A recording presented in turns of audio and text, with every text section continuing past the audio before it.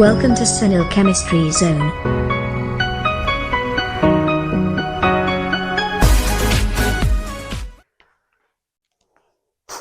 નમસ્તે વિદ્યાર્થી મિત્રો, આજે આપણે પેપર સોલ્યુશન લઈશું જેમાં વ્રજ પ્રકાશનનું પ્રશ્નપત્ર નંબર 2 આપેલો છે, જે પ્રેક્ટિસ પેપર સ્વરૂપે આપેલો છે. જેમાંનું પ્રશ્નપત્ર નંબર 1 ઓલરેડી આપણે સોલ્વ કરી ગયા છે, બરાબર. જેમાંથી ઘણા એવા ક્વેશ્ચન છે જે કે આ પેપરની અંદર ફરી રિપીટ પણ થયેલા છે, એટલે એ પેપરમાંથી જે પ્રશ્ન અહીંયા રિપીટ કરેલા છે એનું સોલ્યુશન હવે આપણે આ વિડીયો લેક્ચર્સમાં નહીં કરીએ, બરાબર છે. એટલે જે બાકી રહ્યા છે ક્વેશ્ચનને આપણે કન્ટિન્યુ કરશું. કયો ક્વેશ્ચન રિપીટ થયેલો છે એ પણ હું તમને આપી દઈશ. સાથે સાથે આની મેં એક પીડીએફ ફાઇલની લિંક પણ આ વિડીયો લેક્ચરની અંદર ડિસ્ક્રિપ્શન બોક્સમાં હું મૂકી દઈશ. એમાંથી પહેલા તમે ડાઉનલોડ કરી લેજો અને પછી પ્રશ્નપત્ર ચેક કરજો કે કયા પ્રશ્નો એમાં રિપીટ થયેલા છે. ચલો, તો પહેલો પ્રશ્નપત્ર નંબર 1 આપ્યો છે કે આપેલા દ્રાવણો માટે ઉત્કલન બિંદુનો સાચો ક્રમ કયો છે. એકચ્યુઅલી ક્વેશ્ચન આવો આવી ગયો છે, પણ એમાં ઠાર બિંદુનો ક્વેશ્ચન આપેલો હતો. હવે આને કઈ રીતે શોધવાનું, તો એ પણ આપણી પાસે મેથડ છે કે કોલિગેટિવ પ્રોપર્ટીઝ છે. એ કોલિગેટિવ પ્રોપર્ટીઝ દ્રાવ્ય સંખ્યા કણ ઉપર આધાર રાખે. જેમ દ્રાવ્ય સંખ્યા કણોની સંખ્યા વધારે તેમ એનું બાષ્પ દબાણ ઘટે, એનું ઉત્કલન બિંદુ વધે, એનું ઠાર બિંદુ ઘટે અને એનું અભિસરણ દબાણ વધતું જાય, બરાબર. આપણો જે પ્રશ્ન છે આનો છે કોલિગેટિવ પ્રોપર્ટી બોઇલિંગ પોઈન્ટ છે. તો પછી તમારે આ ધ્યાન રાખવાનું કે દ્રાવણ સંખ્યાત્મક ગુણધર્મ અને ઉત્કલન બિંદુ બંને વચ્ચે રિલેશન શું છે. તો જેમ દ્રાવ્ય સંખ્યા કણની સંખ્યા વધતી જશે તેમ એનું ઉત્કલન બિંદુ પણ વધતું જાય. તો આપણે જોઈ ગયા છીએ મુજબ કે એસિટિક એસિડનું જલીય દ્રાવણ આપેલું છે, પણ એસિટિક એસિડ જે આપેલો છે એ નિર્બળ વિદ્યુત વિભાજ્ય પદાર્થ છે, એટલે એનું ક્યારેય સંપૂર્ણપણે આયનીકરણ થાય નહીં. અંશત અલ્પ પ્રમાણમાં આયનીકરણ થાય છે, મતલબ એમાં આયનોની સંખ્યા ઓછી હશે.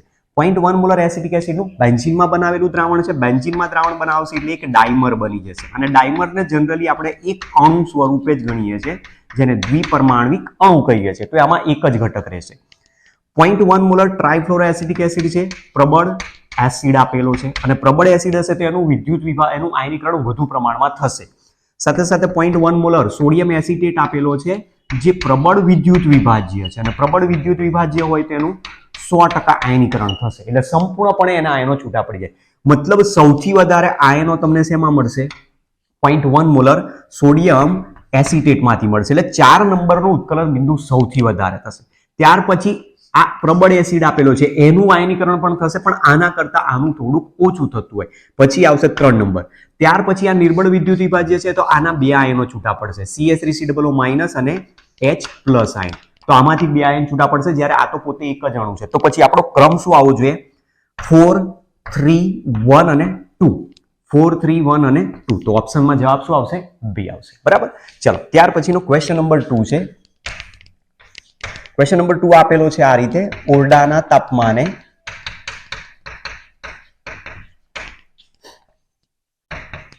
દ્રાવ્યનો મોલ અંશ 0.25 છે અને દ્રાવકનું બાષ્પ દબાણ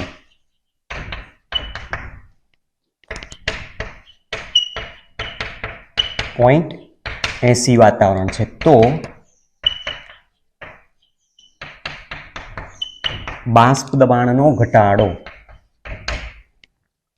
ખાલી જગ્યા હશે. Option A 0.75, option B 0.60, option C 0.20, option D 0.80. બરાબર. જુઓ, ક્વેશ્ચન આ પ્રમાણેનો આપેલો છે. ક્વેશ્ચન એકદમ ઈઝી છે, ખાલી પ્રશ્ન સમજવાનું શું કહેવામાં આવ્યું છે. ઓરડાના તાપમાને દ્રાવ્યનો મોલ અંશ, દ્રાવ્યના મોલ અંશ મતલબ તમને અહીંયા વેલ્યુ કોની આપેલી છે? કાઈ બી ની વેલ્યુ આપેલી છે, અને કાઈ બી છે 0.25. મોલ અંશ 0.25 છે, અને દ્રાવકનું બાષ્પ દબાણ, દ્રાવકનું બાષ્પ દબાણ એટલે અહીંયા શુદ્ધ દ્રાવક PA0 આપ્યો છે. દ્રાવકનું બાષ્પ દબાણ 0.80 વાતાવરણ છે. તો બાષ્પ દબાણનો ઘટાડો કેટલો થશે? તો તમે આ થિયરીની અંદર પણ મેં તમને સમજાયેલું છે કે જ્યારે બાષ્પ દબાણનો ઘટાડો માંગે, મતલબ લોવરિંગ ઇન વેપર પ્રેશર જ્યારે આપેલું હોય, ત્યારે એને આપણે PA0 - PS તરીકે દર્શાવીએ છીએ.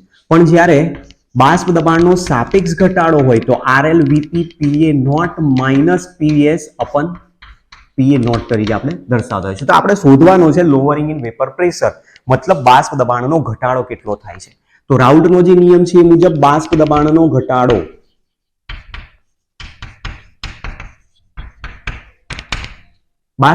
ઘટાડો દર્શાવવો છે તો આપણી પાસે સૂત્ર આ રીતનું છે. પહેલા તો PA naught minus PS upon PA naught is equal to chi B છે, જેમાંથી બાષ્પ દબાણનો ઘટાડો એટલે PA નોટ માઇનસ PS છે અને સૂત્ર કરતા બનાવો તો PA naught minus PS is equal to PA naught into chi B. હવે એમાંથી એને કિંમતો મૂકીને શોધી નાખીએ તો therefore PA naught minus PS is equal to PA naught એટલે 0.80, કાઈ બી એટલે 0.25. તો 80 ભાગ્યા 100 કરી દો, અહીંયા 25 ભાગ્યા 100 કરી દો. બરાબર છે. અહીંયાથી આને કેન્સલ આઉટ કરી દો, આને કેન્સલ આઉટ કરી દો. 25 ચોક 100, 4 દુ 8, તો 2 ભાગ્યા 10 છે એટલે 0.2 બાષ્પ દબાણનો ઘટાડો થશે. બરોબર છે, એટલે 0.2 જવાબ આવશે આનો. એટલે આપણો જે આન્સર છે ઓપ્શનમાં શું હોવો જોઈએ? ઓપ્શન સી હોવો જોઈએ. બરાબર, એટલે ક્વેશ્ચન એકદમ ઈઝી સમજાવેલો છે આપણને.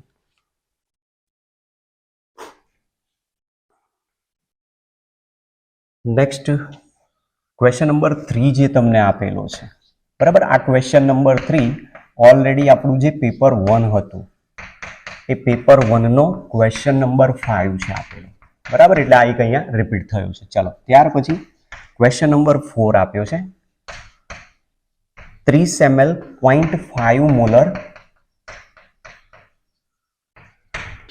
NaOH નું પાણી ઉમેરી મંદન કરી કદ 500 મિલીલીટર કરવામાં આવે.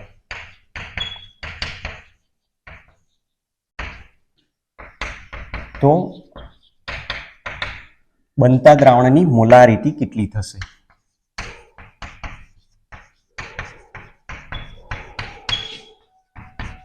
બનતા દ્રાવણની મોલારિટી કેટલી થશે એવો પ્રશ્ન પૂછ્યો છે. બરાબર, જેમાં ઓપ્શન છે option A 0.05, option B 0.025, option C 0.03, option D 0.015. બરાબર, હવે જુઓ શું કહેવા માંગે છે. 30 ml 0.5 મોલર સાંદ્રતા ધરાવતું NaOH નું દ્રાવણ છે. એનો મતલબ NaOH ના દ્રાવણની શરૂઆતની મોલારિટી છે 0.5 મોલર. એ દરમિયાન એનું કદ આપેલું છે V1 બરાબર 30 ml. હવે એમાં કહે છે કે પાણી ઉમેરી દેવામાં આવે તો દ્રાવણ મંદ થશે તો સાંદ્રતા બદલાઈ જશે, એટલે સાંદ્રતા ઘટશે. તો પાણી ઉમેરીને દ્રાવણનું કદ કેટલું કરી નાખે છે? 500 ml. મતલબ જે બીજું વોલ્યુમ એનું કર્યું છે એ ટોટલ 500 ml કરી નાખ્યું છે. મતલબ પહેલા 30 ml પાણી હતું, 30 ml દ્રાવણ હતું. 30 ml દ્રાવણમાં પાણી ઉમેરીને દ્રાવણ ટોટલ 500 ml કરી નાખ્યું. તો એ દરમિયાન એની સાંદ્રતા મોલારિટી બદલાઈને કેટલી થઈ જશે? તો આપણે શોધવાના છે M2. તો આના માટે આપણી પાસે જે સૂત્ર છે એ મુજબ કે મંદ દ્રાવણો માટે M1V1 is equal two M2V2 મુજબ. ધેરફોર M2 શોધવાના છે, સૂત્ર કરતા બનાવો. M2 is equal two M1V1 અપન V2. Therefore, M1 is equal to M1V1 એટલે 0.5 into 30 upon 500 is equal to 5/100 કરી શકું, દશાંશને હટાવી દીધી, ગુણ્યા 30 ભાગ્યા 500. બરાબર છે, એટલે આને અહીંયાથી કેન્સલ આઉટ કરી દો. આ 5 છે, અહીંયા 5 દાન 50 એટલે 10 એટલે 3 ભાગ્યા 1000, 3 ભાગ્યા 1000 બરાબર 0.003 જવાબ આવશે. એટલે ઓપ્શન અહીંયા પણ શું આવશે? સી આન્સર આવશે. બરાબર, ચલો ત્યાર પછીના ક્વેશ્ચન ઉપર જઈએ. નેક્સ્ટ ક્વેશ્ચન આપ્યો છે ક્વેશ્ચન નંબર 5. જલીય મંદ ગ્લુકોઝ દ્રાવણનો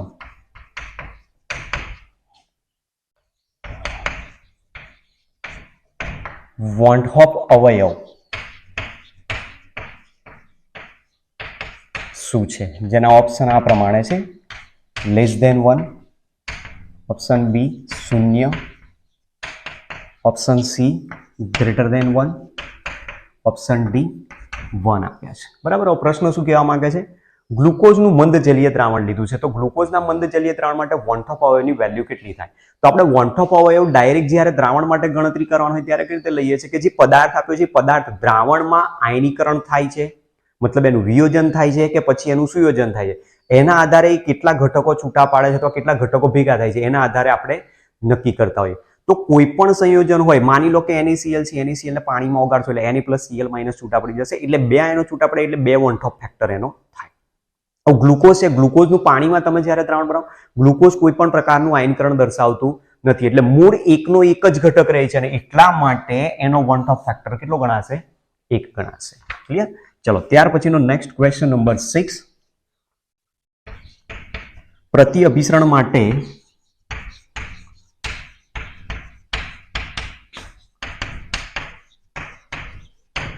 ઘણું ઊંચું દબાણ જરૂરી હોય છે. આ માટે ખાલી જગ્યા છિદ્રાળુ પડદો વપરાય છે. એમાં ઓપ્શન છે number 1 parchment paper, option B cellulose acetate, option C cellophane, option D ભૂંડનું મૂત્રાશય. બરાબર. ડુક્કરની મૂત્રાશયની કોથળી પણ એક પ્રકારનો અર્ધપારગમ્ય પડદો છે. પાર્ચમેન્ટ પેપર જે આપણે લાઉડ સ્પીકરમાં અંદર બાંધેલું હોય છે એ પાર્ચમેન્ટ પેપર છે. સેલોફેન પણ એક પ્રકારનું અર્ધપારગમ્ય પડદો છે. સાથે સાથે સેલ્યુલોઝ એસિટેટ પણ એક પ્રકારનો અર્ધપારગમ્ય પડદો છે. તો અહીંયા 4 અલગ અલગ અર્ધપારગમ્ય પડદા વિશે માહિતી આપી છે, જેમાં પ્રતિ અભિસરણ એટલે જે આપણે આરઓ સિસ્ટમ યુઝ કરીએ છીએ, રિવર્સ ઓસ્મોસિસ. રિવર્સ ઓસ્મોસિસમાં ખૂબ ઊંચું દબાણ આપીને પાણીને ક્લીન કરવામાં આવતું હોય, ત્યારે એમાં જનરલી આપણી બુકમાં NCERT નો બેઠો જ ક્વેશ્ચન આપેલો છે કે એમાં સેલ્યુલોઝ એસિટેટનો જ એક અર્ધપારગમ્ય પડદા તરીકે ઉપયોગ થતો હોય છે.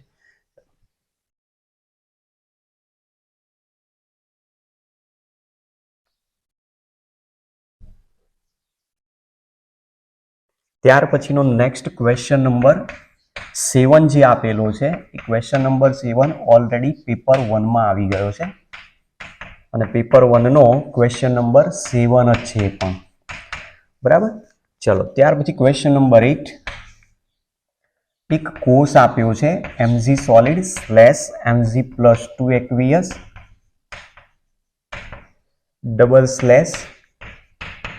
Al+3 aqueous / Al solid માટે n નું મૂલ્ય કયું છે? એકદમ ઈઝી ક્વેશ્ચન છે આ તો. Option A 1, option B 2, option C 3, option D 4. બરાબર. એન ના મૂલ્યની વાત કરીએ છીએ. એન નું મૂલ્ય એકચ્યુઅલી અહીંયા ડી માં ઓપ્શન 6 છે. એન નું મૂલ્ય એકચ્યુઅલી કઈ રીતે નક્કી થાય? તો મેગ્નેશિયમ ધાતુ શેમાં કન્વર્ટ થાય છે? Mg+2 આયનમાં. મતલબ એ કેટલા ઇલેક્ટ્રોન ગુમાવતું હશે? 2 ઇલેક્ટ્રોન ગુમાવે. બરાબર. ત્યાર પછી જે અહીંયા પ્રક્રિયા થાય છે એ રિડક્શન છે. એલ્યુમિનિયમ+3 આયન એલ્યુમિનિયમ ધાતુમાં પરિવર્તિત થાય છે, તો એ કેટલા ઇલેક્ટ્રોન મેળવે? 3 ઇલેક્ટ્રોન મેળવે. તો ઓક્સિડેશન અને રિડક્શન અર્ધ પ્રક્રિયા દરમિયાન જે ઇલેક્ટ્રોનનો ફેરફાર છે અલગ અલગ છે. તો જો એને સરખા કરીએ તો જ આપણને રેડોક્સ પ્રક્રિયા સંતુલિત મળે. તો આને તમે 2 વડે ગુણી નાખો, આને તમે 3 વડે ગુણી નાખો, એટલે ટોટલ કેટલા થઈ જશે? આ -6 અને આ ટોટલ થઈ જશે +6 ઇલેક્ટ્રોન. મતલબ કે ટોટલ ઇલેક્ટ્રોનનો ફેરફાર આ રીતનો બતાવશે. બરાબર. દાખલા તરીકે મતલબ અહીંયા આપણી પાસે જે પ્રક્રિયા છે મેગ્નેશિયમનું રૂપાંતર શેમાં થાય છે? Mg+2 માં, તો એ 2 ઇલેક્ટ્રોન ગુમાવે છે. Al+3 રિડક્શન પ્રક્રિયા અનુભવે, એના માટે એને 3 ઇલેક્ટ્રોનની જરૂર છે, તો એલ્યુમિનિયમ ધાતુમાં પરિવર્તિત થાય. પણ પ્રક્રિયામાં ઇલેક્ટ્રોનનો ફેરફાર બેલેન્સ નથી, તો આપણે આ ઇક્વેશનને 3 વડે ગુણીએ છીએ અને આ ઇક્વેશનને આપણે 2 વડે ગુણીએ છીએ. એટલે જે ઇલેક્ટ્રોનનો ફેરફાર થાય છે એ ટોટલ કેટલો થઈ જશે? 6 થઈ જશે. તો મતલબ n ની વેલ્યુ અહીંયા કેટલી આવશે? 6 આવશે.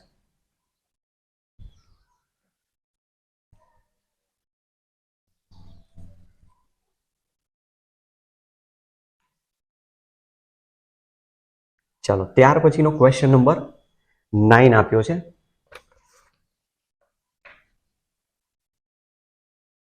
ક્વેશ્ચન નંબર 9 જે છે એ પણ ઓલરેડી પેપર 1 માં આવી ગયો છે. પહેલા પેપર 1 નો ક્વેશ્ચન નંબર 9 છે જ, બરાબર, જેના વિશે મેં તમને બધી ડિટેલમાં માહિતી આપી હતી કઈ રીતે જવાબ આવે છે.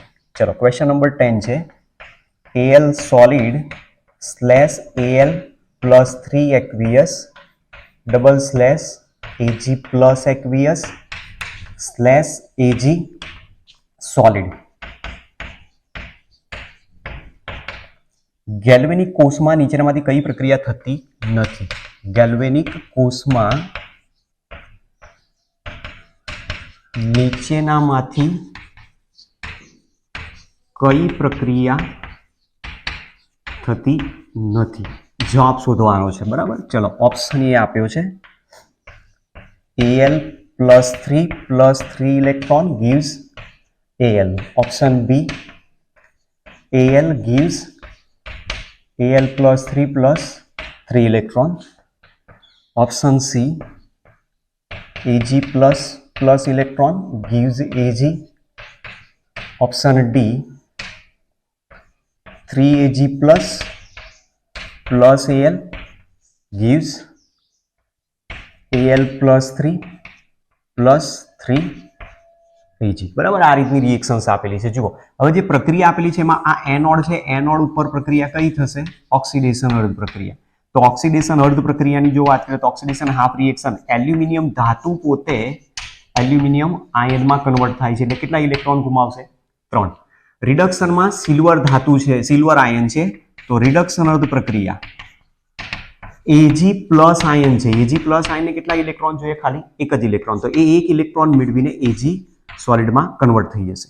હવે આનું જો નેટ રિએક્શન મારે લેવું હોય તો અહીંયા 3 ઇલેક્ટ્રોન દાન કરે છે, આ એક ઇલેક્ટ્રોન મેળવે છે, તો ઇલેક્ટ્રોનનો ફેરફાર પણ આપણે પણ સરખી થવી જોઈએ. તો આને જો હું 3 વડે ગુણી નાખું તો 3Ag પ્લસ 3 ઇલેક્ટ્રોન 3Ag થઈ જાય. આને અહીંયાથી કેન્સલ આઉટ કરી દો તો જે આપણી પ્રક્રિયા મળશે રેડોક્સ રિએક્શન આ રીતે થશે. Al plus 3 Ag plus gives Al plus 3 Ag. હવે આમાંથી આપણે જવાબ શોધવાનો કે કઈ પ્રક્રિયા થતી નથી. તો સૌથી પહેલા Al plus 3 એલ્યુમિનિયમનું તો અહીંયા શું થાય છે? ઓક્સિડેશન, બરાબર. એલ્યુમિનિયમ આયન અહીંયા શું કરે છે? ઓક્સિડેશન પ્રક્રિયા અનુભવે છે. જ્યારે અહીંયા શું બતાવેલી છે? રિડક્શન, એટલે એક આ પ્રક્રિયા ના થાય. એલ્યુમિનિયમની એલ્યુમિનિયમ આયનમાં રૂપાંતર, આ પ્રક્રિયા થશે. Ag પ્લસ ઇલેક્ટ્રોન મેળવે છે તો આ પ્રક્રિયા પણ થશે. અને આ નેટ રિએક્શન આપેલી છે, જુઓ 3Ag plus Al gives Al plus 3 એટલે આ 3 પ્રક્રિયાઓ થાય છે, એમાંની આ એક પ્રક્રિયામાં જોવા મળતી નથી. ચલો ત્યાર પછીનો ક્વેશ્ચન નંબર 11. આર્હેનિયસના સમીકરણ પરથી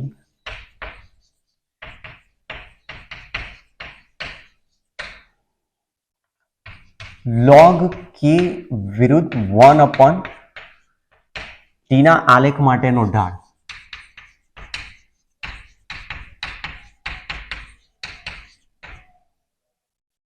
ખાલી જગ્યા હશે. Option A -Ea/2.303. Option B -Ea/2.303 RT. Option C -Ea/2.303 R અને ઓપ્શન ડી Ea/2.303 RT. બરાબર, આમાંથી ઓપ્શન કયો સાચો છે આપણે શોધવાનું છે. તો જુઓ આર્હેનિયસ ઇક્વેશન આપણી પાસે આ છે, k = a × e/RT. બંને બાજુ નેચરલ લોગ લઈ લઈએ તો ln k = ln a × e/RT. therefore ln k = ln a × b છે તો ln a + ln b શું કરી કે તો ln a plus ln e/RT. તો નેચરલ લોગનો આધાર ઓલરેડી e હોય છે. તો આ જે ઘાતાંક છે એને જો હું અહીંયા આગળ લાવી દઉં તો સમીકરણ થશે ln k = ln a e/RT ln e to the base e અને જેની વેલ્યુ તો કેટલી થઈ જશે 1. તો મતલબ આને કેન્સલ કરી નાખો અહીંયાથી આપણને. હવે જે નેચરલ લોગ છે એને જો દૂર કરીએ તો 2.303 વડે ગુણાશે અને લોગ લાગશે તો 2.303 log k is equal to 2.303 log a minus ea upon rt. આ રીતનું સૂત્ર મળ્યું. હવે એમાં આખા સમીકરણને બંને બાજુ 2.303 વડે ભાગી નાખીએ. જો 2.303 વડે ભાગી નાખીશું તો આ બે કેન્સલ થઈ જશે અહીંયાથી અને આના છેદમાં આવી જશે. તો સમીકરણ આ રીતે આવશે log k is equal to log a minus ea upon 2.303 rt થાય, જેને તમે y is equal to mx plus c સાથે સરખાવશો તો જે આલેખ આવે છે એ કોનો આવશે? log k વિરુદ્ધ 1 upon t નો આવશે. તો આ તો c ની વેલ્યુ છે અને આ જે મળી તમને વેલ્યુ માઇનસ ઈ અપન 2.303 r એ ઢાળ m ની વેલ્યુ બતાવેલી છે આપણને, બરાબર? કારણ કે y વિરુદ્ધ x નો આલેખ બનાવીશું એટલે x તરીકે છે 1 upon t, તો m ની જગ્યાએ શું છે? માઇનસ ઈ અપન 2.303 ઇન્ટુ r. તો આપણો જે આન્સર છે એ શું હોવો જોઈએ? માઇનસ ઈ અપન 2.303 r હોવો જોઈએ. ક્લિયર? એટલે એકદમ ઈઝી આપ્યો છે, ખાલી સૂત્રને તમારે યાદ રાખીને જવાબ લાવવાનો છે.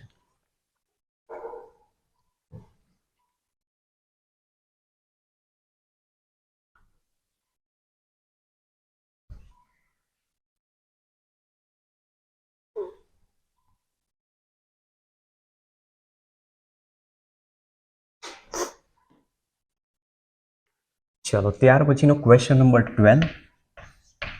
પ્રશ્ન છે જો પ્રક્રિયાનો ક્રમ 2 હોય તો તેનો વેગ અચળાંકનો એકમ કયો હશે? જો પ્રક્રિયાનો ક્રમ 2 હોય તો તેના વેગ અચળાંકનો એકમ કયો હશે?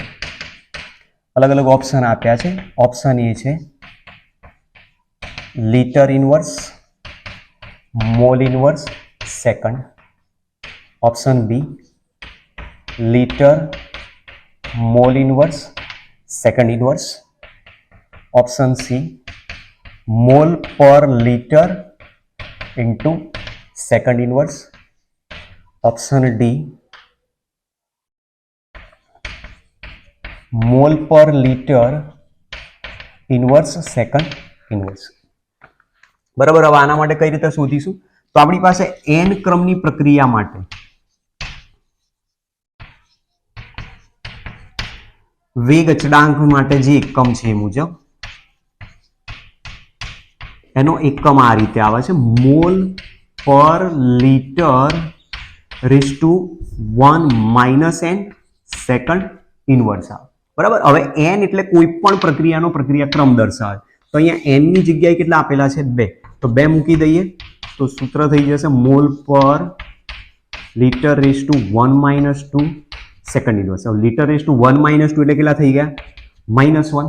બરાબર. તો આ છેદ છે એ ઉપર આવી જશે એટલે સૂત્ર આ રીતે થઈ જશે લીટર પર મોલ સેકન્ડ ઇનવર્સ, અથવા જેને આપણે આ રીતે પણ લખી શકીએ litre mole inverse second inverse. તો જવાબમાં આ આવવું જોઈએ. બરાબર. Litre mole inverse second inverse. એટલે ઓપ્શન અહીંયા બી આપેલું છે. ચાલો ત્યાર પછીનો ક્વેશ્ચન નંબર 13 જે છે એ પેપર 1. પેપર 1 માં ક્વેશ્ચન નંબર 13 જ હતો છે. બરાબર. એટલે આ પૂરો થઈ ગયો છે. એ જ રીતે ક્વેશ્ચન નંબર 14 જે છે એ પણ પેપર નંબર 1 માં જ આવી ગયેલો છે અને એ જે પેપર 1 છે એની અંદર ક્વેશ્ચન નંબર 16 છે આપેલો. બરાબર. એટલે તમારી રીતે ડાઉનલોડ કરેલા પેપર હોય તમારી પાસે, તમે એને ચેક કરતા રહેજો. ચલો ત્યાર પછીનો ક્વેશ્ચન છે 15 નંબર. એક રાસાયણિક પ્રક્રિયાનો વેગ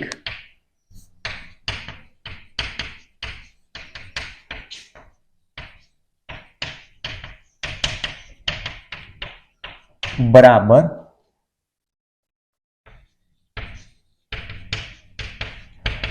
પ્રક્રિયા વેગ અચળાંક છે. આ પ્રક્રિયાનો ક્રમ બરાબર ખાલી જગ્યા. Option A 2, option B 1, option C 1.5, option D 0. બરાબર, આવો પણ ક્વેશ્ચન એક આવી ગયેલો છે. પ્રક્રિયા વેગ અને વેગ અચળાંક બંને એક સરખા થાય એવું કીધું છે. તો કોઈ પણ પ્રક્રિયા વેગ સમીકરણ તમે બનાવો, બરાબર, પ્રક્રિયા વેગ સમીકરણ એ પ્રક્રિયકોની સાંદ્રતાના સમપ્રમાણમાં હોય. તો પ્રક્રિયા વેગ બરાબર k ઇન્ટુ કોન્સન્ટ્રેશન r. માનો કે અહીંયા n ક્રમની પ્રક્રિયા માટે મેં લીધું હોય તો r/n થશે. હવે જો અહીંયા હું n બરાબર 0 લઈ લઉં, n બરાબર 0 લઈ લઈશ તો r/0 બરાબર વેલ્યુ શું થઈ જશે? 1. તો એ દરમિયાન પ્રક્રિયા વેગ બરાબર શું મળી જશે? વેગ અચળાંક. તો મતલબ કયા ક્રમની પ્રક્રિયા માટે બતાવે છે? શૂન્ય ક્રમની પ્રક્રિયા માટે. તો શૂન્ય ક્રમની પ્રક્રિયા માટે એનો વેગ અચળાંક જ પ્રક્રિયાનો વેગ દર્શાવે છે. એટલા માટે એ વેગ અચળાંકને આપણે વિશિષ્ટ વેગ અચળાંક તરીકે નામ આપેલું છે. બરાબર.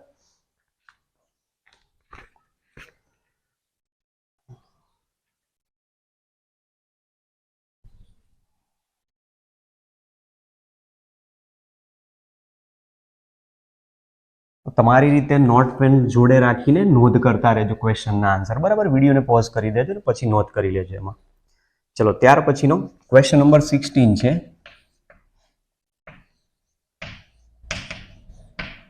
નીચેની પ્રક્રિયાનો પ્રક્રિયાક્રમ કયો છે? પ્રક્રિયા આપી છે H2 gas plus Cl2 gas gives 2HCl gas. સૂર્યપ્રકાશની હાજરીમાં પ્રક્રિયા બતાવી છે. Option A 2, option B 1, option C 1.5 અને ઓપ્શન ડી છે 0. બરાબર, આ રીતની પ્રક્રિયા આપેલી છે. હવે કોઈ પણ એવી પ્રક્રિયા કે જે સૂર્યપ્રકાશની હાજરીમાં થતી હોય, મતલબ ફોટોસિન્થેસિસની જે પ્રક્રિયા કહેવાય, એ ફોટોસિન્થેસિસની પ્રક્રિયાઓ એકચ્યુઅલી કયા ક્રમની હોય છે? શૂન્ય ક્રમની હોય છે. એક તમારે આ ક્વેશ્ચન યાદ રાખવાનું. પછી જે રેડિયો એક્ટિવિટીની પ્રક્રિયા હોય છે એ પ્રથમ ક્રમની હોય છે. જનરલી પરીક્ષામાં આ બેને MCQ પૂછાતા હોય છે. ચલો, ત્યાર પછીનો ક્વેશ્ચન નંબર 17. પ્રથમ ક્રમની પ્રક્રિયામાં પ્રક્રિયકની શરૂઆતની સાંદ્રતા. પ્રથમ ક્રમની પ્રક્રિયામાં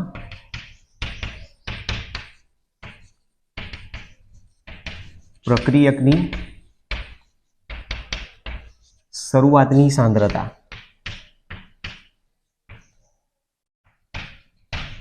40% થી 20% થવા માટે અર્ધ પ્રક્રિયા સમય 20 મિનિટ છે. તો શરૂઆતની સાંદ્રતા 10% માંથી 5% થવા માટે કેટલો સમય લાગશે?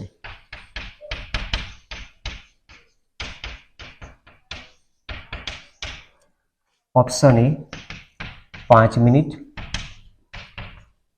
Option B 20 minute, option C 10 minute, option D 60 minute. બરોબર, એક આ ક્વેશ્ચન લોજિકલી પૂછેલો છે. કઈ રીતે જવાબ આવે છે સમજો. પ્રથમ ક્રમની પ્રક્રિયા આપી છે જેમાં શું કીધું? પ્રક્રિયકની શરૂઆતની સાંદ્રતા 40% થી 20% થવા માટે અર્ધ પ્રક્રિયા સમય 20 મિનિટ છે. અર્ધ પ્રક્રિયા સમય એટલે પ્રક્રિયા 50% પૂરી થવા માટે લાગતો સમય છે. કારણ કે 40% તો હતું, એમાંથી 20% થઈ ગયો એટલે અડધો પૂરો થઈ ગયો. શરૂઆતની સાંદ્રતા 40% ગણી છે અને 20% પ્રક્રિયા નિપજ બની ગઈ છે. તો મતલબ અડધી પ્રક્રિયા પૂરી થઈ ગઈ. તો અર્ધ પ્રક્રિયા પૂર્ણ થવા માટે 20 મિનિટ લાગે છે. એનો મતલબ તમને T1 હાફ આપેલા છે અહીંયા. કેટલા? 20 મિનિટ કીધી. તો જો આ જ પ્રક્રિયાની શરૂઆતની સાંદ્રતા 10% લીધી હોય અને જો 5% કરી દેવામાં આવે તો તેના માટે કેટલો સમય લાગશે એવું કીધું છે. તો જુઓ, સીધું લોજિકલી તમે અહીંયા વિચારી શકો છો. 40% પ્રક્રિયક હતો શરૂઆતમાં, એમાંથી 30% થાય, 30% માંથી 20%, 20% માંથી 10% અને છેલ્લે 0% થઈ જાય. હવે પ્રક્રિયા 40% માંથી 20% પૂરી થાય છે એવું કીધું છે. એટલે અડધી પ્રક્રિયા થઈ ગઈ. અડધી પ્રક્રિયા પૂર્ણ થવા માટે જે સમય લાગે છે, બરાબર, તમારી પાસે જે આપેલો છે એ સમય તમે અહીંયા કાઉન્ટ કરી શકો છો. આ પહેલો સ્ટેપ, બીજું, ત્રીજું અને ચોથું આપ્યું છે. એમાં 40%માંથી 20% થવા માટે 20 મિનિટ લાગે છે. હવે આ જ પ્રક્રિયામાં શું કીધું છે, જો પ્રક્રિયકની શરૂઆતની સાંદ્રતા 10% લેવામાં આવેલી હોય, બરાબર છે, અને 10% લેવામાં આવે અને જો 5% પૂરી થઈ જતી હોય, તો અહીંયા તમે જોઈ શકો છો, જો આટલી પ્રક્રિયા પૂર્ણ થવા માટે 20 મિનિટ લાગતી હોય તો એક તબક્કો પૂર્ણ થવા માટે કેટલી મિનિટ લાગશે? 10 મિનિટ. એ જ રીતે અહીંયા પણ 10 મિનિટ, અહીંયા પણ 10 મિનિટ, અને એ જ રીતે અહીંયા પણ 10 મિનિટનો સમય લાગશે એક તબક્કો પૂર્ણ થવા માટે, બરાબર. એટલે 10% ડિફરન્ટ, 10% ઘટાડો થવા માટે 10 મિનિટ બતાવેલી છે. હવે પ્રક્રિયા 10% સાંદ્રતા લીધી છે અને 5% ઘટાડો થઈ ગઈ સાંદ્રતા, તો મતલબ કેટલો સમય લાગશે એના માટે? 5 મિનિટ. કારણ કે અહીંયા ટોટલ 10 મિનિટ છે આટલા માટે. હવે આનો અડધો તમે કરી નાખશો એટલે કેટલા થઈ જશે?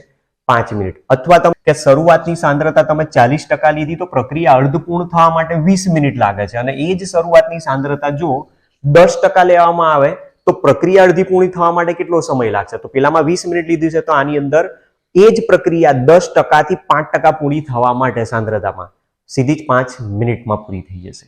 ચલો, ત્યાર પછીનો ક્વેશ્ચન છે,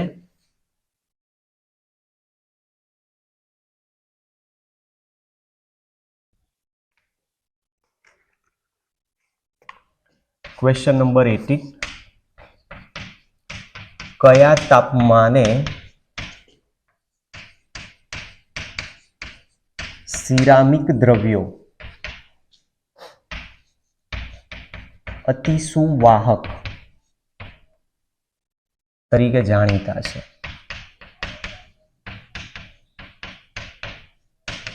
બેઠો જ એનસીઈઆરટી નો ક્વેશ્ચન છે. 0 kelvin, option B 200 kelvin, option C 150 kelvin, option D 15 kelvin. તો સીધો જ ક્વેશ્ચન ચોપડીનો જ આપેલો છે. આ તો કયા તાપમાને સિરામિક દ્રવ્યો અતિ સુવાહક તરીકે વર્તે છે? તો 150 કેલ્વિન. Question number 19.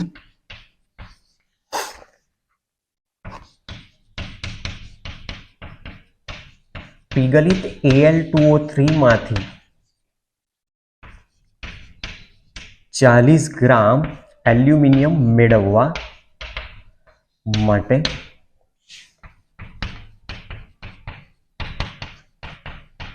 કેટલા ફેરાડે વિદ્યુતની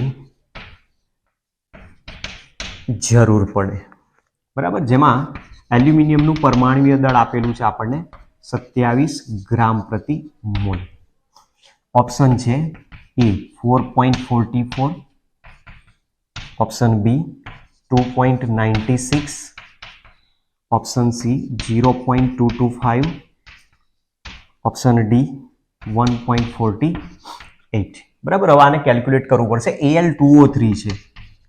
Al2O3 નું આયનીકરણ કરશો તો Al+3 અને O-2 આયન છૂટા પડી જાય. એમાં આ 2 મોલ છૂટા પડશે ને આ 3 મોલ. હવે વાત છે અહીંયા એલ્યુમિનિયમની વાત છે, બરાબર. એલ્યુમિનિયમ મેળવવાની છે. તો એલ્યુમિનિયમ મેળવવા માટે જે રિડક્શન અર્ધ પ્રક્રિયા છે કેથોડ ઉપરની, એનો ઉપયોગ કરવો પડશે. તો Al+3 નું રિડક્શન થાય તો 3 ઇલેક્ટ્રોન મેળવીને 1 મોલ એલ્યુમિનિયમ ધાતુ સ્વરૂપે જમા થાય. મતલબ 3 મોલ ઇલેક્ટ્રોન જ્યારે Al+3 આયન મેળવે છે ત્યારે સામે 1 મોલ એલ્યુમિનિયમ ધાતુ જમા થાય. 3 મોલ ઇલેક્ટ્રોન એટલે 3 ફેરાડે જેટલો વિદ્યુત જથ્થો પસાર કરો ત્યારે 1 મોલ એલ્યુમિનિયમ જમા થાય. મતલબ કે 3 ફેરાડે વિદ્યુત જથ્થો પસાર કરતા 1 મોલ એટલે 27 ગ્રામ એલ્યુમિનિયમ જમા થાય છે એવું કીધું છે આપણને, બરાબર. તો અહીંયા તો કેટલી જમા કરવાની કહે છે? 40 ગ્રામ. જો 27 ગ્રામે 3 ફેરાડેની જરૂર પડતી હોય તો 40 ગ્રામે કેટલી? સીધો ક્રોસ ગુણાકાર કરી લો.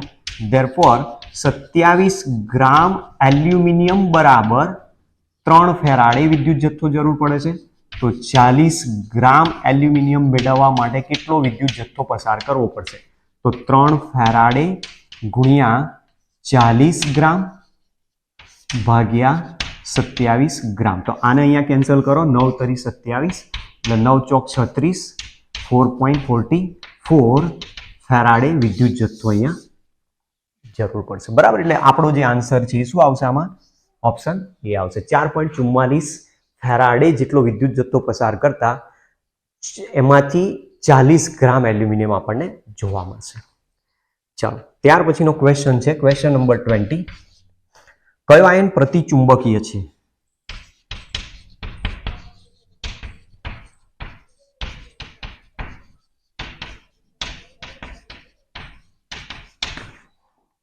ઓપ્શન એ સ્કેન્ડિયમ 3+,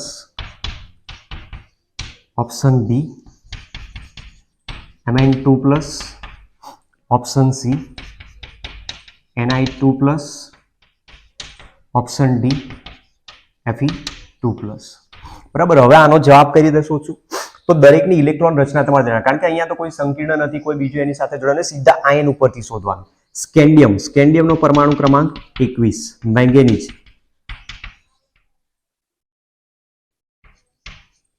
25, ત્યાર પછી Ni 28 અને Fe 26 છે.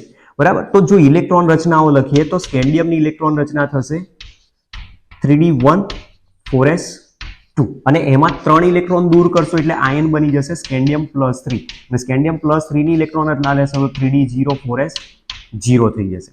Mn ની જો વાત કરીએ તો Mn+2 આયન તરીકે છે. Mn ની ઇલેક્ટ્રોન રચના છે 3d5 4s2. Mn+2 આયન બનાવવો છે તો 2 ઇલેક્ટ્રોન દૂર કરી દો તો Mn+2 અને એની ઇલેક્ટ્રોન રચના થઈ જશે 3d5 4s0. ત્યાર પછી નિકલનું પરમાણુ ક્રમાંક 28, 3d8 4s2. Ni+2 આયન તરીકે છે તો 2 ઇલેક્ટ્રોન દૂર કરશો એટલે ઇલેક્ટ્રોન રચના થશે 3d8 4s0.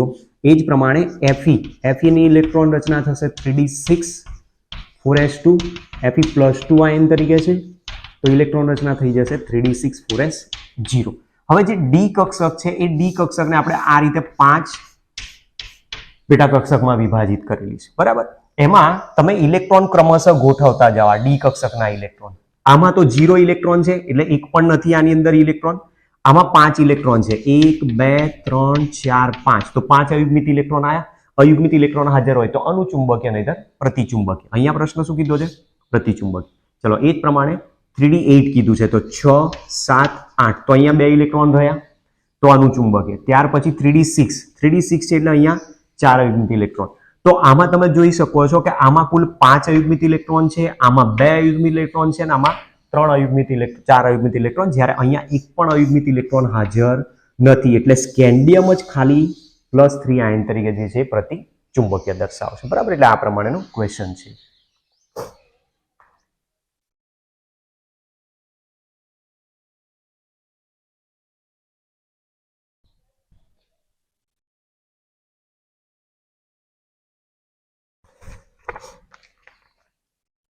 ચલો, ત્યાર પછી ક્વેશ્ચન નંબર 21.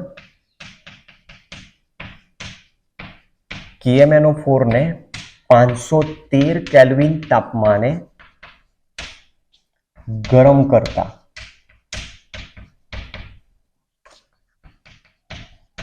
Mn ની કઈ નિપજો મળતી નથી? ઓપ્શન એ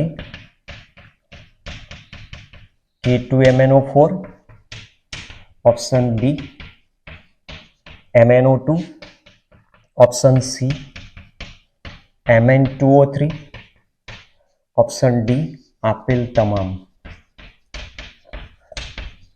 બરાબર, આ ક્વેશ્ચન પણ તમે જોઈ શકો છો. ક્વેશ્ચન ઓલરેડી આવી ગયો છે પણ પ્રશ્ન અલગ પૂછ્યો હતો. એમાં અહીંયા પ્રશ્ન શું કીધો છે? કઈ નિપજ મળતી નથી, જ્યારે પેલામાં કઈ નિપજ મળે છે એવું પૂછ્યું હતું. હવે જે KMnO4 છે એ KMnO4 ને 513 કેલ્વિન તાપમાને જો ગરમ કરી નાખવામાં આવે તેમાંથી K2MnO4 plus MnO2 plus O2 છૂટા પડી જાય અને આ પ્રકારની પ્રક્રિયા છે જેમાં પોટેશિયમ મેંગેનેટ અને મેંગેનીટ ડાયોક્સાઇડ અને ઓક્સિજન છૂટા પડે. તો જો ઓપ્શન અહીંયા આપ્યા છે એ મુજબ K2MnO4 આ તો આવશે જ, MnO2 આ પણ આવશે, Mn2O3 ના બને એટલે આ એમાં પ્રક્રિયા દરમિયાન બનતો નથી એવું કહી શકાય. એટલે રિએક્શન તમારે યાદ રાખવી પડશે.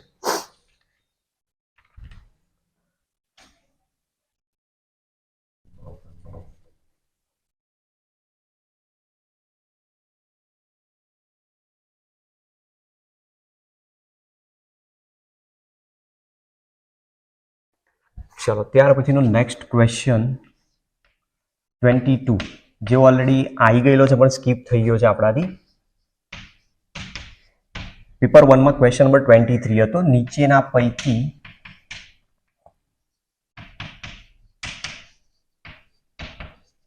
ખોટું વિધાન હોય તે પસંદ કરો. ઓપ્શન એ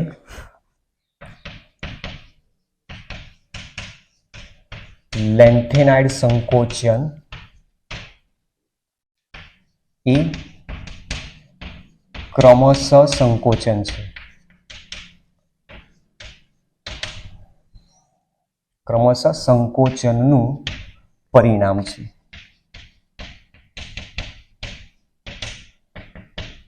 ઓપ્શન બી લેન્થેનાઇડ સંકોચનના કારણે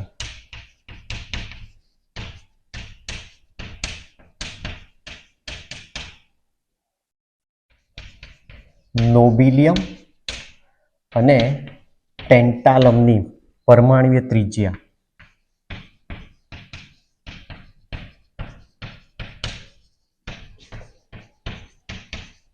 સમાન રહે છે.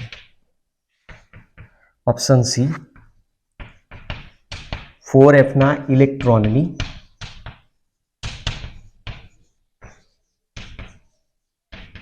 આચ્છાદન અસર 5d ના ઇલેક્ટ્રોનની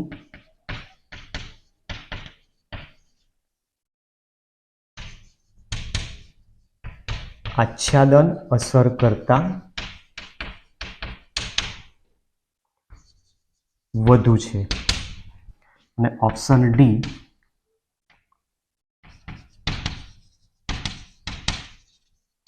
લેન્થેનોઇડ્સના હાઇડ્રોક્સાઇડમાં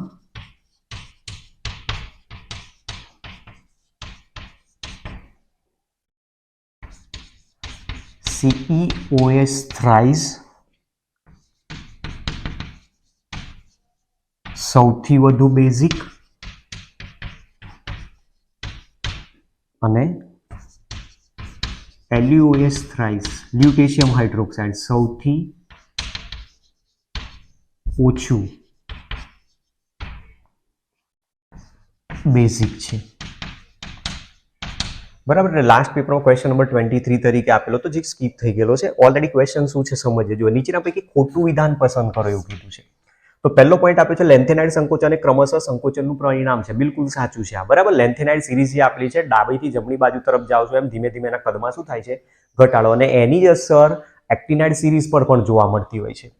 બીજો પોઈન્ટ લેન્થેનાઇડ સંકોચનના કારણે નોબિલિયમ અને ટેન્ટાલમની પરમાણુય ત્રિજ્યા સમાન રહે છે. એ પણ સાચું છે કારણ કે નોબિલિયમ અને ટેન્ટાલમ બંનેની પરમાણુય ત્રિજ્યા તમે જોશો તો 134 પિકોમીટર ઓલરેડી આપણને ચોપડીમાં આપી જ દીધેલી છે. બરાબર. એટલે કોષ્ટકમાં ચેક કરી લો.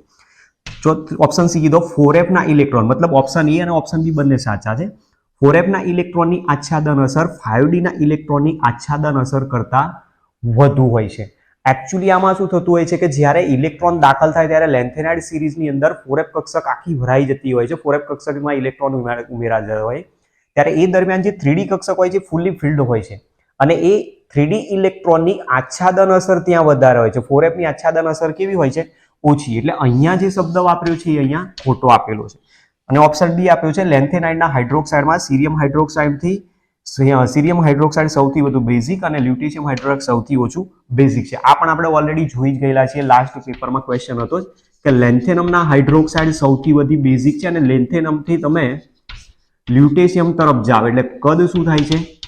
ઘટતું જાય. કદ ઘટે એટલે બેઝિકતા ઘટતી જતી હોય છે. બરાબર. તો અહીંયા કદ આનું વધારે છે, આનું કદ અહીંયા ઓછું છે એટલે આની બેઝિકતા ઓછી આવે અને આની બેઝિકતા વધારે આવશે. એટલે જે ખોટું વિધાન છે કયું છે? 4f ના ઇલેક્ટ્રોનની આચ્છાદન અસર કરતા 5d ના ઇલેક્ટ્રોનની આચ્છાદન અસર વધુ છે એ કીધું છે. એની જગ્યાએ ત્યાં કેવી હોવી છે? ઓછી હોવી છે. ક્લિયર?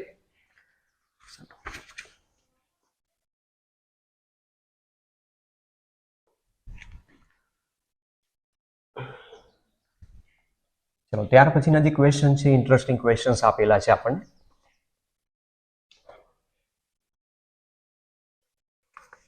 જો ક્વેશ્ચન આપ્યો છે નેક્સ્ટ ક્વેશ્ચન નંબર 23 અને આ 23 ઓલરેડી પેપર 1 માં આવી ગયેલો છે અને એમાં પેપર 1 માં હતો ક્વેશ્ચન નંબર 25 બરાબર. જેની પાસે ક્વેશ્ચન ના હોય ક્વેશ્ચન પેપર ડાઉનલોડ કરી લેશો પહેલા. જો ક્વેશ્ચન નંબર 24 ક્વેશ્ચન નંબર 24 પણ પેપર 1 માં આવી ગયો છે અને જેમાં હતો ક્વેશ્ચન નંબર 26 બરાબર. 25મો ક્વેશ્ચન છે સંક્રાંતિ ધાતુ કે પરમાણુ માટે સાચું સંકરણ પસંદ કરો, જેમાં આપણે K4NiCl4 નું ઓલરેડી sp3 નક્કી કરેલું અને કયું સંકીર્ણ રંગહીન છે તો એ પણ ક્વેશ્ચન આવી ગયો છે. ત્યાર પછીનો 25 ક્વેશ્ચન છે.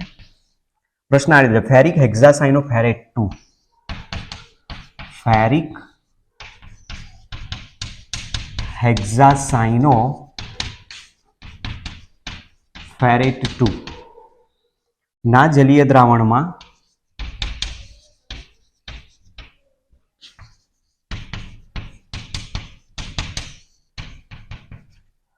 મુક્ત થતા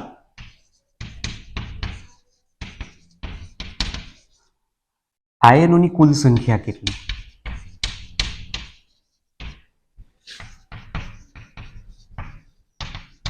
option A 4, 5, option C 6, option D 7 બરાબર. હવે આ ખાસ પ્રશ્ન ધ્યાન રાખવાનો છે और આવો ક્વેશ્ચન પૂછાવાની પણ શક્યતાઓ છે. અહીંયા કીધો છે શબ્દ ફેરિક હેક્ઝાસાયનોફેરેટ 2 તો ફેરિક એટલે કયો આયન કહેવાય? Fe+3 આયન છે. ક્લિયર? અને એની સાથે જોડાયેલો છે હેક્ઝાસાયનોફેરેટ 2 તો હેક્ઝાસાયનોફેરેટ 2 ને હવે આપણે લખીએ તો આ રીતે લખાશે FeCN6 અને ફેરેટ 2 કીધો છે એટલે ઓક્સિડેશન નંબર અહીંયા Fe નો 2 હોવો જોઈએ તો એના માટે અહીંયા ચાર્જ કેટલો હશે? -4 હશે બરાબર. એટલે આ ફેરિક અને આ હેક્ઝાસાયનોફેરેટ 2 આયન છે. હવે બંનેને ભેગા કરશો એટલે આખું સંયોજન બનશે અને સંયોજન બનાવવું હોય તો આનો ચાર્જ અને આનો ચાર્જ પ્લસ માઇનસ બંને ન્યુટ્રલ થવા જોઈએ. તો આ ટોટલ કેટલા કરવા પડશે મારે? 4 આયન અને આ આયન કેટલા કરવા પડશે? 3 આયન. તો ટોટલ અહીંયા 4 + 3 આયન મળીને કેટલા આયન થશે? 7. એટલે જવાબ શું આવશે? 7 આવશે બરાબર. એટલે આ તમારે ધ્યાન રાખવાનું છે કે નીચેનામાંથી કયા સંયોજનમાં આયનોની સંખ્યા સૌથી વધારે હોય તો નામ આપેલું હોય તો આ ચેક કરી લેવાનું. નામ પરથી તમને શોધવાનું કે તો આ પ્રમાણે તમે બનાવતા જાઓ. એટલે પહેલા ફેરિક આપેલો છે તો Fe+3 લઈ લો, પછી હેક્ઝાસાયનોફેરેટ 2 લખ્યો છે તો આનો ઉપયોગ કરો. અહીંયા ફેરિકની જગ્યાએ ફેરસ આપ્યો હોય તો Fe+2 નો ઉપયોગ કરીને તમે લઈ શકો. ચાલો ત્યાર પછીનો નેક્સ્ટ ક્વેશ્ચન નંબર 26 સોડિયમ નાઇટ્રોક્લોરાઇડમાં રહેલા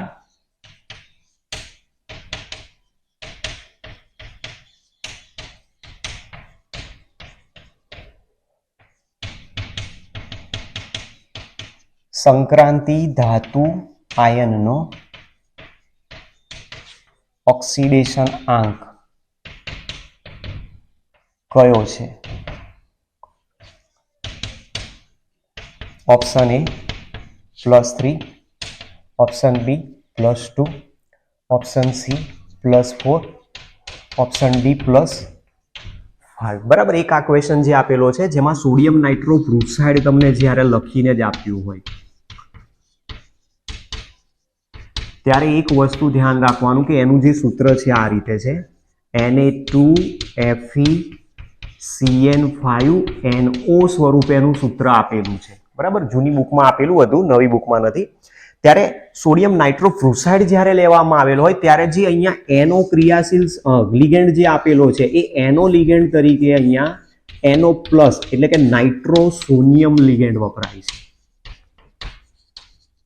બાકી તમે ગૂગલ પર શોધશો તો નાઇટ્રોસિલ જ દીધું છે, ઘણી જગ્યાએ નાઇટ્રોસોનિયમ છે. એટલે બંનેના આન્સર મતલબ બંને IUPAC નામ એના સાચા ગણી શકાય. સોડિયમ પેન્ટાસાઇનો નાઇટ્રોસિલ ફેરેટ અથવા સોડિયમ પેન્ટાસાઇનો નાઇટ્રોસોનિયમ ફેરેટ એ રીતે પણ ગણાતું હોય છે. ઓક્સિડેશન નંબર બદલાઈ જતો હોય. હવે આપણો જે અહીંયા સોડિયમ નાઇટ્રોક્લોરાઇડ પર્ટિક્યુલર જ્યારે આપેલો હોય ત્યારે એમાં કયો આયન ગણવાનો છે લિગેન્ડ તરીકે? એનો પ્લસ આયન. તો મતલબ એનો ઓક્સિડેશન નંબર કેટલો છે? +1. સાઇનોનો -1 હોય ટોટલ થઈ જશે સાઇનો માટે -5. સોડિયમનો +1 હોય સોડિયમ ટોટલ થશે 2. તો મતલબ અહીંયા ઓક્સિડેશન નંબર +2 -5 +1 છે. વધ્યા કેટલા? -2 બરાબર. જે -2 વધે અને તમે જમણી બાજુ લઈ જશો એટલે ઓક્સિડેશન નંબર કેટલો થઈ જશે? +2. અને જો આ રીતે ના ખબર પડે તો તમે આમાં પણ શોધી શકો છો. 2 સોડિયમ છે, સોડિયમનો ઓક્સિડેશન +1 Fe નો ઓક્સિડેશન આંક x ધારી લો, સાઇનો 5 છે, -1 લઈ લો, નાઇટ્રોસિલ લિગેન્ડ 1 છે, એનો ઓક્સિડેશન સોરી નાઇટ્રોસોનિયમ લિગેન્ડ 1, એનો ઓક્સિડેશન નંબર +1 લઈ લો અને is equal two total charge કેટલો થાય 0. તો +2 + x - 5 + 1 ઇઝ ઇક્વલ ટુ 0. તો જુઓ +2 + 1 3 -5 એટલે વધ્યા -2 = 0. તો x ઇઝ ઇક્વલ ટુ કેટલા છે +2. એટલે સોડિયમ નાઇટ્રોક્લોરાઇડમાં ઓક્સિડેશન નંબર કેટલો ગણાશે +2 ગણાશે. જો નાઇટ્રોસિલ લિગેન્ડ લઈએ, નાઇટ્રોસિલ લિગેન્ડ જો અહીંયા ગણતરીમાં લેવામાં આવ્યો હોય તો શું થશે? હવે ધ્યાનથી જુઓ, અહીંયા સોડિયમનો ટોટલ ચાર્જ ઓક્સિડેશન નંબર +2 થશે, સાઇનોનો ટોટલ થશે -5 અને જો આને નાઇટ્રોસિલ ગણીએ તો આ 0 થઈ જાય. અને એ પ્રમાણે જો અહીંયાથી તમે સરવાળો કરશો તો વધ્યા -3, તો -3 જે વધ્યા એને પ્લસ કરીને મૂકી દો એટલે ઓક્સિડેશન નંબર કેટલો થશે 3. તો અહીંયા બે ઓપ્શન આપેલા છે આપણને, +2 અને +3 બંને. તો જો IUPAC નામ તરીકે સોડિયમ પેન્ટાસાઇનો નાઇટ્રોસિલ ફેરેટ ગણે તો એ 3 થશે ઓક્સિડેશન નંબર, અને જો IUPAC નામ તરીકે સોડિયમ પેન્ટાસાઇનો નાઇટ્રોસોનિયમ ફેરેટ 2 ગણાય તો ઓક્સિડેશન નંબર 2 આવશે. બંને ઓપ્શન સાચા છે એવું કહી શકાય છે, બરાબર છે, કારણ કે આ પ્રશ્ન છે એક પ્રકારનો એવો. પણ જ્યારે બંને મોટા ભાગે જૂની બુકમાં તમે જોશો ને તો સોડિયમ નાઇટ્રોક્લોરાઇડ માટે ત્યાં નાઇટ્રોસોનિયમ આયન જ લખેલો છે લિગેન્ડ તરીકે, અને મોટા ભાગની રેફરન્સ બુકમાં ક્વેશ્ચનમાં એ પણ છે કે એનો પ્લસ તરીકે ત્યાં એ જોડાયેલો છે. સાથે સાથે પ્રેક્ટિકલમાં પણ આ આવે છે કે ત્યાં એ નાઇટ્રોસોનિયમ સંકીર્ણ બનાવે છે, અને એટલા માટે આપણે જે જનરલી ઓપ્શન છે કયો સાચો ગણીશું? અહીંયા +2 ગણીશું. મતલબ આમાં કયો આયન ગણવાનો છે? નાઇટ્રોસોનિયમ આયન. ઠીક છે, નોંધ કરો.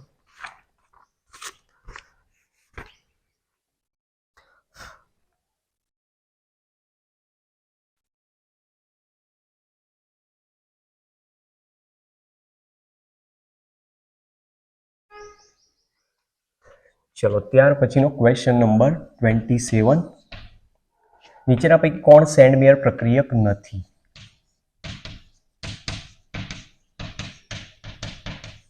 નીચેના પૈકી કોણ સેન્ડમેયર પ્રક્રિયક નથી એવું કીધું છે.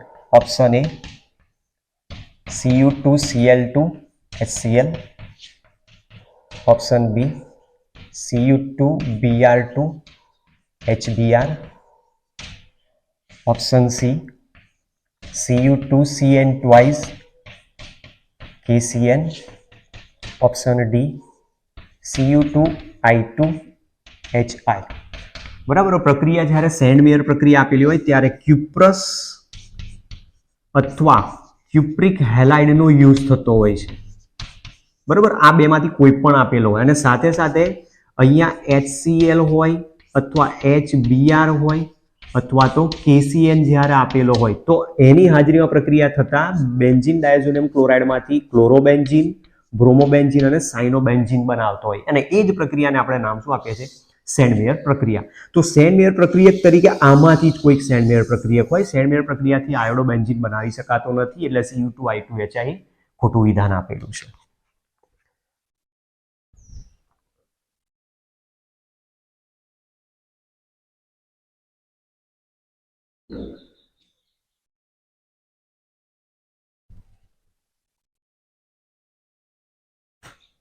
ચલો ત્યાર પછીનો question number 28. SN2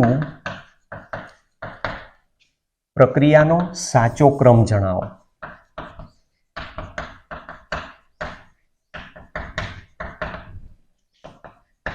option A 3 degree halide એટલે કે તૃતીયક alkyl halide is greater than secondary halide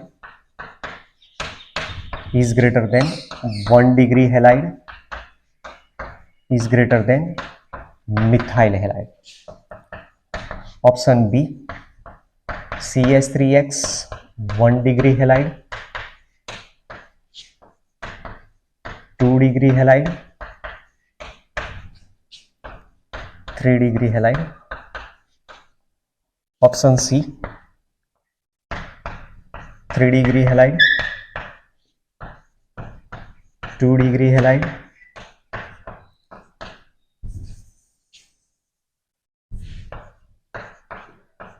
1 degree halide,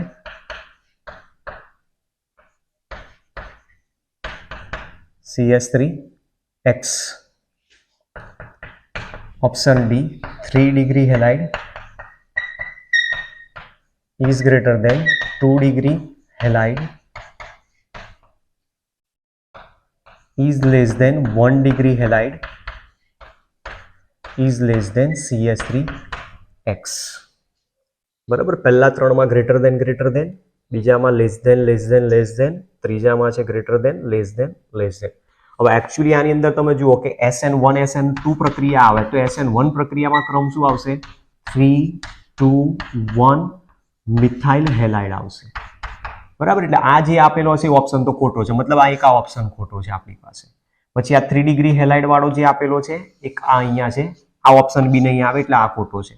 ચલો ત્યાર પછી SN2 હોય તો SN2 માં સૌથી વધારે ઝડપથી પ્રક્રિયા મિથાઇલ હેલાઇડ આવે, પછી 1 ડિગ્રી, પછી 2 ડિગ્રી અને પછી 3 ડિગ્રી આપશે. બરાબર, તો આમાં તમે જોઈ શકો છો કે methyl halide, primary halide, secondary halide અને ટર્શરી હેલાઇડ એ જ વસ્તુ અહીંયા પણ છે, તમે જોઈ શકો છો. જુઓ 3 degree methyl halide, 1 degree halide, secondary halide અને ટર્શરી હેલાઇડ. એટલે 3 ડિગ્રી કરતા 2 ડિગ્રીની પ્રક્રિયા વધારે, 2 ડિગ્રી કરતા 1 ડિગ્રીની વધારે, 1 ડિગ્રી કરતા મિથાઇલ હેલાઇડની. તો આનો આ જ ક્રમ આપેલો છે, તો મતલબ અહીંયા બંને ઓપ્શન બી અને સી બંને સાચા છે એવું કહી શકાય. ચલો ત્યાર પછી ક્વેશ્ચન નંબર 29. નીચેની પ્રક્રિયામાં સી શું છે?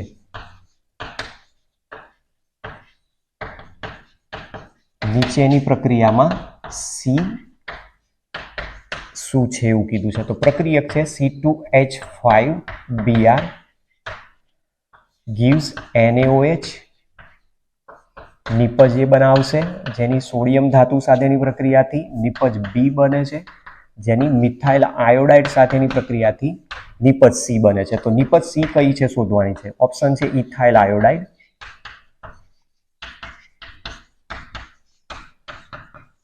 Option B ethane, option C methyl ethyl ether અને ઓપ્શન ડી પ્રોપેન. બરાબર, જુઓ રિએક્શન આપેલી છે, રિએક્શન આ પ્રમાણે છે C2H5Br ઇથાઇલ બ્રોમાઇડની જ્યારે NaOH સાથે પ્રક્રિયા કરવામાં આવે તો જે OH માઇનસ છે એ કેન્દ્રાનુરાગી તરીકે આના ઉપર અટેક કરશે, બ્રોમિનને અહીંયાથી દૂર કરાવશે એટલે NaBr બાય પ્રોડક્ટ છૂટી પડી જાય અને OH જોડાશે એટલે C2H5OH ઇથેનોલ બનશે. એ ઇથેનોલની પ્રક્રિયા સોડિયમ ધાતુ સાથે કરવામાં આવે તો હાઇડ્રોજન વાયુ અહીંયાથી ઉત્પન્ન કરાવશે 1/2H2 ગેસ સ્વરૂપે અને હાઇડ્રોજન દૂર થશે તો અહીંયા સોડિયમ દાખલ થાય એટલે C2H5ONa સોડિયમ ઇથોક્સાઇડ બનશે. એ સોડિયમ ઇથોક્સાઇડની જ પ્રક્રિયા જ્યારે આલ્કાઇલ આયોડાઇડ તરીકે મિથાઇલ આયોડાઇડ સાથે કરવામાં આવે તો સોડિયમ અને આયોડિન અહીંયાથી છૂટા પડશે -NaI અને આ મિથાઇલ પર આ ઓક્સિજન અટેક કરીને બંધ બનાવશે એટલે નિપજ આપશે CH3O C2H5 એટલે સંયોજન કયું મળ્યું? મિથાઇલ ઇથાઇલ ઇથર બને. વિલિયમસન ઇથર સંશ્લેષણ પ્રક્રિયા આપેલી છે આપણને એટલે ઓપ્શનમાં જવાબ શું આવવો જોઈએ? સી મિથાઇલ ઇથાઇલ ઇથર બનાવશે.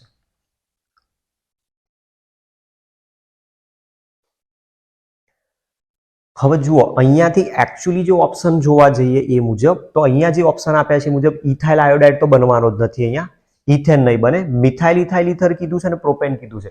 તો આપણે એક નિયમ આની અંદર ભણેલા છે કે જ્યારે જોડાયેલા બંને આલ્કાઇલ સમૂહ જુદા જુદા હોય તો હંમેશા આલ્ફાબેટિકલ ઓર્ડરમાં જ એનું નામકરણ થાય. તો અહીંયા તો આલ્ફાબેટિકલ ઓર્ડરમાં નામ જ નથી આપેલું, અહીંયા જે નામ લખ્યું છે મિથાઇલ ઇથાઇલ ઇથર જ લખ્યું છે એટલે એકચ્યુઅલી જે આ નામ છે એ નામમાં ભૂલ છે એવું કહી શકાય.